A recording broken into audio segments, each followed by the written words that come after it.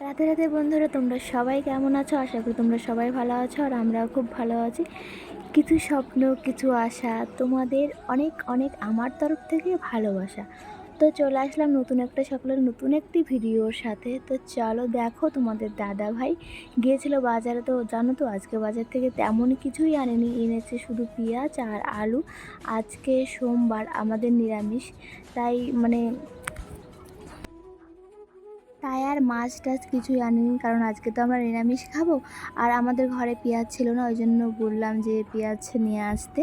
তো চলো, সবজিগুলো আগে সবজির র্যাকের ভিতরে রেখে দিই।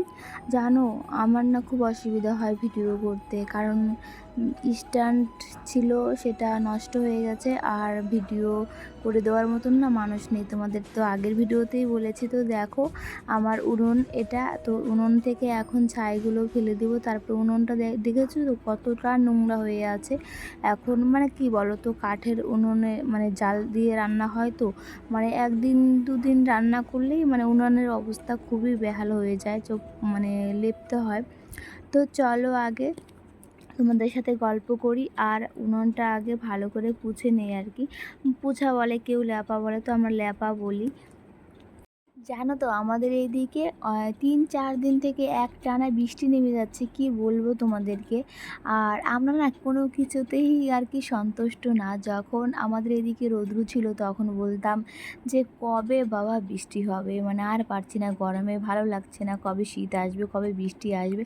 আর দেখো, এখন সেই বৃষ্টি নামছে, আর এখন আর ভালো লাগছে না, কারণ আমাদের বাড়িতে না কাদা হয়ে যায়, ওই জন্য আরও ভালো লাগে না।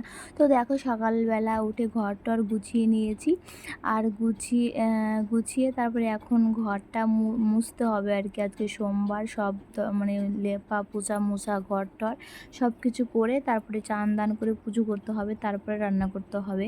তো সোমবার নিরামিষ খেলে, আর সবার বাড়িতেই দেখবা নিরামিষ যেদিন হয় সেই দিন অনেক কাজ থাকে, তাই না?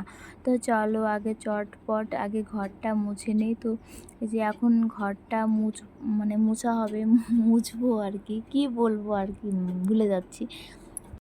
তো বন্ধুরা, এই ঘরটা দেখতে পাচ্ছ, এই ঘরটা আমাদেরও অনেক কষ্ট করে দিয়েছি, তারপরেও না অনেকটা মারাত্মক একটা ভুল হয়ে গেছে। তো এটা দেখতে পাচ্ছ, ওটা ঘরের বারান্দার সামনে যে ওয়ালটা দেখতে পাচ্ছ, ওটা এখন ভাঙতে হবে।